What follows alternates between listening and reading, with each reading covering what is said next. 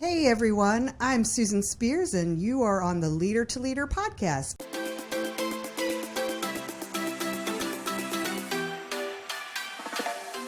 My guest today is Megan Shepard. She is the Chief Operation Officer for SimVentions. Megan, welcome. Thank you, Susan. So good to be here. I know. I'm so excited to have you with us today.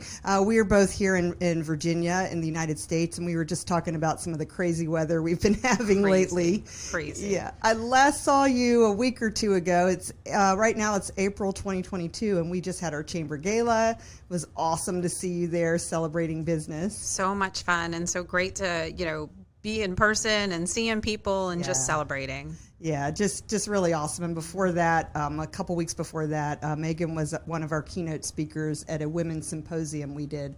She's just a great leader in our community. Here, SimVentions is a government contracting company. She may tell you a little more about them, but they are located right here in the Fredericksburg, Virginia region. She's a key member of the executive leadership team, and she leads all the day-to-day operations. And then I've got several paragraphs about what that means, but it's a big job with a lot of good stuff that she's doing. And she also did a lot of work around their return to office planning and needs in a post-pandemic kind of working world. And so I think we've got some interesting things to chat about here today.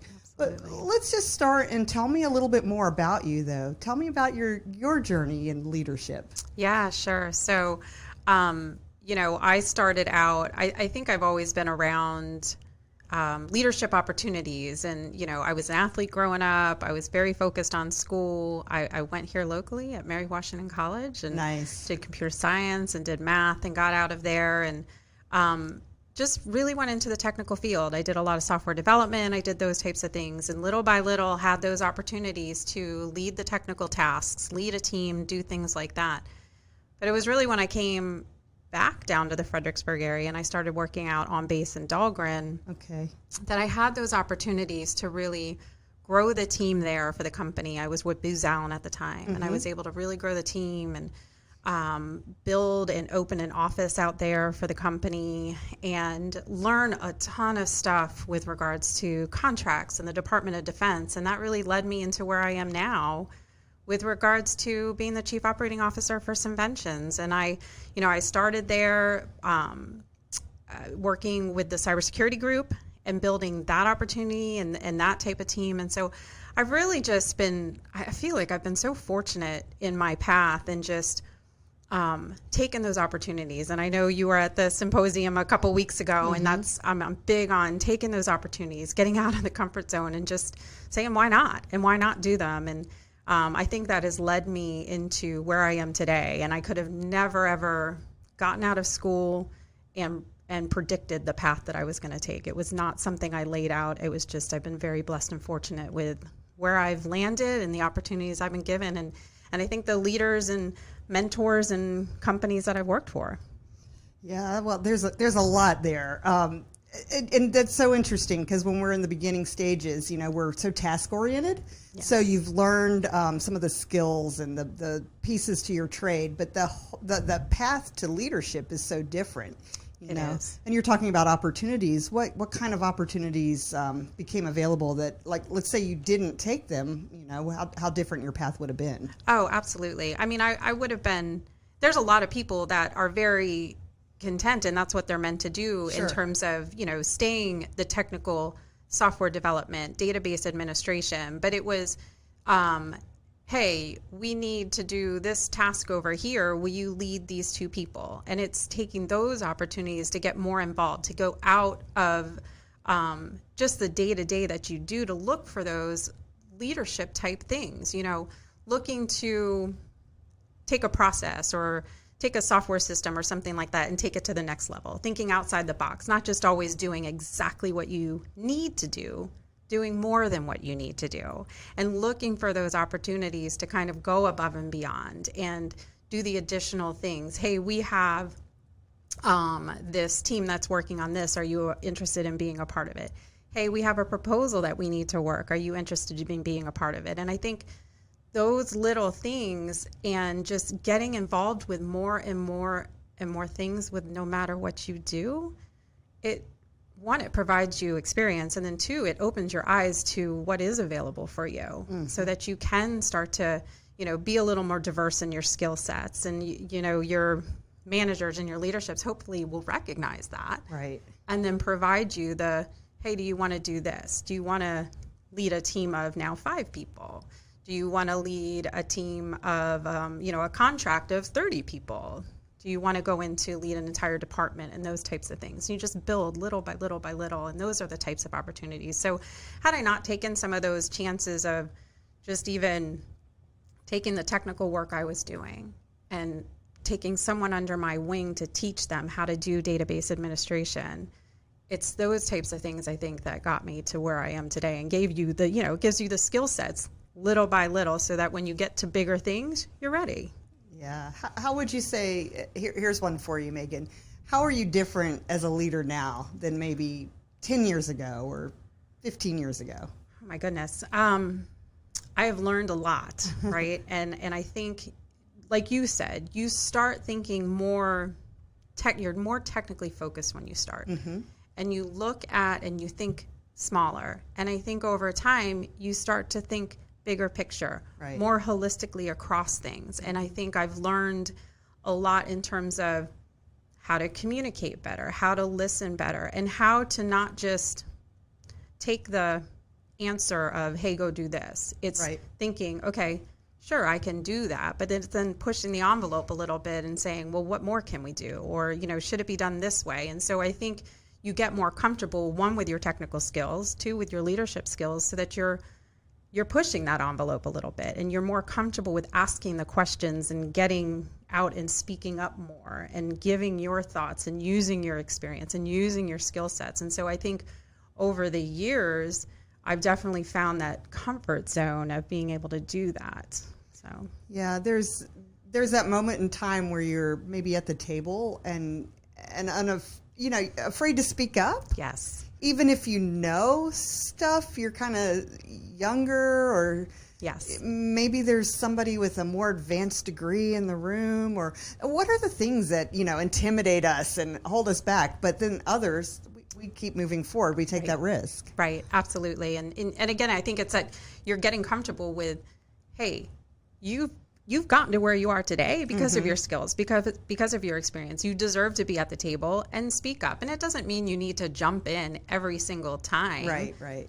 But when you speak up, you have valuable things to say that leave an impact and leave an impression and drive conversations, decisions, solutions, all of those types of things. So yes, it's maturity, I guess, too. You get more mature as you go. Well, we hope. Well, maturity with some things, right? I mean. Yeah, exactly. Now, you mentioned mentors. Yes. Tell me a little bit about that, roles of mentors, or is there a special individual mentor or somebody that's really helped you along the way? I've been so fortunate. I think I shared even at the symposium a couple weeks ago, I always have to go back. Like, I think one of my biggest mentors from an early age is, my mom, just watching her with how she balanced everything, with me and my brother and family and work and doing all of that, like, hands down. I always look at my husband, who's a phenomenal leader, and I always, try to bounce things. Now, he's a very different style than I am, but okay. We, how's he different? So I'm definitely more of the, if you look at the personality types, right, the DISC assessments, I'm more of the S and the C, right? So I'm more supportive, conscientious, those types. He's definitely more of a direct. Okay. And so that's a good balance. It is a good balance. And so I'll often look at him, and I work really closely with a number of direct folks too. So I kind of bounce things off of what they would do versus maybe my, what I would be more comfortable doing. And you kind of find it in the middle. And so, I definitely use those two for mentorships. But I mentioned I was an athlete. So I swam for years and years and years. One of the first mentors that I always go back to was my coach that I had at Mary Washington College. Oh, wow. Yep. He taught all of us so much. He taught us how to be focused, dedicated, serious, always, classes were the important thing, focusing on your schools, what you had to do. but have fun doing it. And my goodness, he taught us how to have fun doing it. We were very, very serious, and we did a lot of work in that pool, but he taught us to have fun doing it. And he was always there for if you needed a shoulder or you needed an ear and those types of things. And so he taught a ton of stuff. And I really do attribute a lot of my personalities because I was that athlete. It was, you had a lot of understanding in terms of time and how you had to attack things and those types of stuff. And then from a professional perspective, when I started with Booz Allen, the gentleman who hired me in, his name was Bruce Orjada, and he taught me a lot about what I know today within what I'm currently doing with Department of Defense and that type of leadership, program management, and those types of things. And he kind of instilled in me that, you do get outside of your comfort zone, and you should do that, and you have every right to do that, and you need to be doing those types of things so that when you get put in the positions or the title or the role or whatever it is, you are 100% comfortable and ready to do it. And he really prepped me for those types of things. So I've been very fortunate. Yeah, that's really interesting, to hear him say you have every right to be uncomfortable. Yes. It's the uncomfortableness, that you learn. You absolutely learn. And, you might take a misstep. Yeah. It may not go 100% the way you had wanted it to, but that's okay because that's how it was meant to be. And part you of the learn journey from it. Absolutely. Absolutely. Well, speaking of missteps, I don't know if that's quite the way to put it, but these last couple of years, it's really been quite something that we're still on the tail end of it, hopefully. Yes. And you mentioned finding ways to have fun, and yet we've been through this worldwide crisis, and we're in this kind of post-pandemic time. How did you work with your teams through this, and where are you now? Yeah, that's a great question. And I don't think any of the stuff we've already talked about and anything that led up to 2020 trained you for this type of thing. Right. I mean, you didn't go to school or go to a class and get a certification for this. And so I leaned on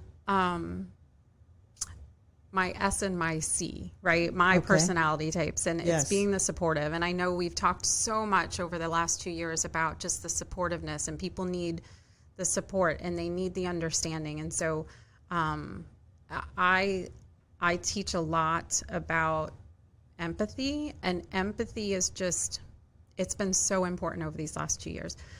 From the standpoint of understanding where people are coming from, understanding what people are going through, understanding what the concerns are. During this time over the last 2 years, we've gone back to basic needs, right? And a lot of people are at that point. And so it's really just understanding, and it's working across the team to try to balance of, we are a company that needs to continue to support our customers and continue to be a viable company, but we need to balance that with, we have 300 some employees who have basic needs that we need to understand and we need to meet. And so we did it with a lot of transparent communication, asking for feedback, asking for inputs, and doing those types of things, and really focusing on working together as a team to get through it.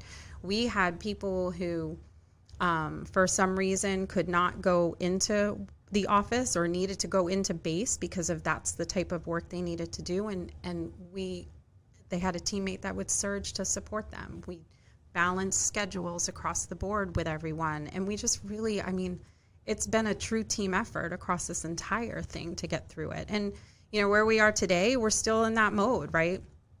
Things have changed. There's a lot of people who are working through transitioning back into the office, or they don't want to come back in the office. And it is that balance of working through that, and being able to support your employees while still supporting the customer needs. Yeah, it's a really tough time in leadership when you're having to make these decisions that you just didn't see coming, even if it has been 2 years. It's still like this, things have shifted somewhat, or have they? Do we make a final decision? Right. Do we make a temporary decision on hybrid working, work from home, all of it? You know, it's just so many different things to balance, but it's important that they see that calming, caring, capable leadership that it sounds like you're displaying. Yes, absolutely. And we've heard over the last 2 years, it's the open communication and it's the feedback. And even if somebody doesn't 100% agree with maybe a decision that was made or something that we've had to put in place, overall, it was the understanding and the respect of why that decision was being made. And so that's where the communication came in, so that people had the understanding of, hey, this is why this has to be this way. And they were very appreciative of, you know, the transparency, and that just built that trusting environment. Yeah, that's a big thing we learn on the why. Sometimes you're so busy implementing and saying, go do this, or we have to do this task and that task. And if people just understand the why or how it's happening, they jump on board a lot easier. Absolutely. Yeah. And, you know, even vice versa, when you have a team, understanding some of what your team members are going through, right? You know, hey, I can't come into the office, or hey, I'm not going to meet this deadline. Okay, well, why? Ask. Could be a very good reason and a very easy solution, as opposed to just, you know, getting angry because something isn't met or something like that. Yeah. Yeah, there's a lot of anger out there in the world right now. So finding all our calming places. You and I chat a little offline. We both have a couple things in common that I think are important to talk about when you talk about some of the things that fuel you. Is getting outside, being able to have those walks and things. We both have dogs that we like a lot. We like our husbands and families too. But those are things that I think, you know, when you're working with people and you find those things that bring you together, that you bond over. It can sound silly, but when you find out you have a fellow dog lover or something, or in our case, some sort of Labradors. I have one that's like partially Labrador, but really, really good. You know, that's where I get some of my good thinking done. Oh, goodness, yeah. You know, is out doing those walks where I need to, everything's been so hectic. Sometimes you start the walk and your shoulders are so tense, you know, and it's like the animals, you know, they just keep walking and sniffing and going around the town, and they help me clear my head. I'm sure that's one of the things, but what are the things you do to clear it all out and stay, you know, grounded in the midst of everything? Definitely walking, definitely exercising. That's my regimen, and doing those types of things. I don't know. Those are probably the two biggest things for me. And it's so important to take those breaks, you know, and it's so important to take those moments for yourself to have those clearing thoughts. And I find when I don't, it's like, you know, everything's a little fuzzy and hazy and not as clear. And I would agree. I mean, it's just taking the step away from the computer, the step away from the telephone, and those types of things where you can have that clarity. And I talk to so many people who are the same way, right? They come in and they be like, hey, I was out running and I had this idea. Or you know, we actually have a group that works out at noon 3 days a week. Oh, nice. Yeah. And sometimes they'll come back and be like, oh my gosh, I had this idea, you know, and it's just, I think it's, you know, just, it's unplugging. It's, I like to read a lot. So I will do, you know, some of that reading. Now, most of the reading I do is probably directed towards, you know, leadership and work stuff, but it is an outlet. Oh, nothing other than that? Only when I'm on the beach down the Outer Banks. Okay, I'll leave you alone about that. I won't give you too much trouble about that. Yeah. Oh, gosh. Yeah, it's. I remember I had a professor in college. I was a music major, and he was my piano teacher. And I'm sure he loved us kids that we were a mess, you know. But I remember him telling me, like, kid, the weight of the world is not on your shoulders. Right. Look around and notice the world around you. You know, I would walk to campus. My townhouse that my roommates and I lived in was like a 15-minute walk over to class. And I would probably be walking and not not paying attention to anything, right? Thinking about whatever. And after he said that, I would see the daisy coming up, the daffodils, look in a window of a house and see the blinds, just started to notice the world around me. Yes. And to open up my thinking and just be more calm, really. Yes. Yeah. And so I try to remember all those things now, today, at this time, and help others with thinking the world's not on your shoulders. But for the last 2 years, it sure felt like it was. It absolutely did. And that made it all the more important to take those steps back and take those deep breaths. And, I think we talked a lot over the last 2 years about gratitude for the positive things, the things that we did have, the things we were able to do, and focusing on those things versus the others, and that was so important as well, I think. Yeah. So grateful that we can all be here. Still together in community, everything that SimVentions does. If you're listening to this, you should look them up. They're an amazing company. Tell our listeners, it's a worldwide audience, a little bit more. I know you've said some of the major buzzwords, things like cybersecurity and all that, but a little bit more about the company. Yeah, so absolutely. So, we are a small consulting company, primarily with Department of Defense. We do focus on providing innovative solutions to our customers, and that's everything from software to systems engineering to cybersecurity and those types of things. And we are headquartered here in Fredericksburg, as you mentioned, but we've got locations down in Virginia Beach. We have our location out in Dahlgren. We've got a small location up in DC, and then we've got people kind of scattered throughout the country. And so we focus on providing that innovation, thinking outside of the box, and providing solutions to our customers as they work with their customers and be successful. So really just a solutions provider and working with them. So it's kind of like a dream come true, isn't it?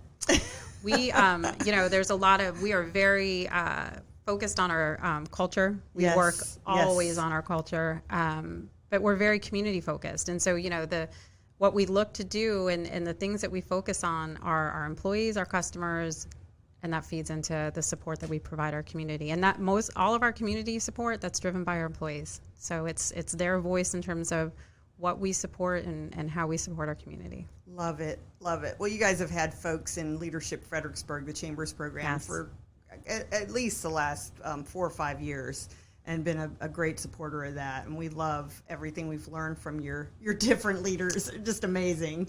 It's an amazing program. Yep. So good. If you're listening and you're not involved in a community leadership program, look into it where you are and get involved, because you learn not only some leadership skills, but more about your community and the people that are in it. Yes. Yeah. What do you think is the most important thing for leaders in 2022? Yeah, so I know it's probably the biggest buzzword, but I do think the empathy, and not just empathy. I think it's that effective communication, right? Yep. And so it does feed into. I know people often hear empathy, and sometimes they think being too understanding, being too nice, and that's not what empathy is. Empathy is just understanding and listening, right? And so when you talk about communication, it's that listening piece of it, right? We have to probably listen more, maybe talk a little less, but at the end of the day, you take the information that you hear, you take the feedback, you take the perspectives, and you still have to make a decision and drive forward. Sure. And so I still think we're there. I think it's that balance of understanding still where everything is and figuring out that next turn, that next shift that we have to do to be able to support both our customers and our employees. And in order to do that, we've got to listen, and we've got to have the effective communication, which is both the output and the input. So. Yeah. Well, that's great. Well, thank you for sharing all of that. We're already at the point to start to wind down. Can you believe it? No. You said it would fly by. It My does. goodness. It does. So I'll ask you, do you have a favorite motto or saying that you'd like to share with us? I do, and I think I couldn't remember. I think I shared this at the symposium, but it's a long quote, okay. And it's Martin Luther King Jr. Oh, and I say this often because I think when you talk about what people do day to day, and you talk about leadership, it doesn't matter what you're doing. It's really how you do it. And so my favorite quote is, if a man is called to be a street sweeper, he should sweep streets even as Michelangelo painted, or Beethoven composed music, or Shakespeare wrote poetry. He should sweep streets so well that all the hosts of heaven and earth pause to say, here lived a great street sweeper who did his job well. And so I actually have that hanging in my office, and I look at it because no matter what you're doing, no matter how small or big the task, you just focus on it and you do the best that you can do. So that's always been my motto. It's a great quote from a great man. Thank you for sharing that. That's really awesome. Anything else you'd want to share with our listeners today? No, I don't think so. This has been amazing. We are in an amazing community, and there's just so much opportunity out there. We can talk, I know, for hours about leadership and qualities and what you need to do. And I was so fortunate to be able to do that a couple of weeks ago with the event. And no, I'm happy to come back as you continue these and have different topics and those types of things. But good, I'll have you back. I recently had someone back for a second one, and we talked about civility. That was our major topic and our thoughts around it. So I'll bring you back, and maybe we'll chat about that or something different. Dogs on the beach, maybe. So that's okay. We talked about walking. It's walking on the beach. It's that first cup of coffee in the morning, listening to the waves. Oh yes, those are those Zen moments. They really are. Yeah. They really are, to just capture in a bottle. So important to unplug. So important to unplug, people. I agree. Well, thank you, Megan, so much for being with us here today. Thank you for having me. I'm so honored that you asked me here. Yes. All right. Well, I am Susan Spears, and our guest today was Megan Shepard. She's a Chief Operating Officer of SimVentions. If you have not already subscribed to the Chambers We Are Business podcast, please go ahead and do so. Then you'll know when new episodes are available. Thank you, and see you next time.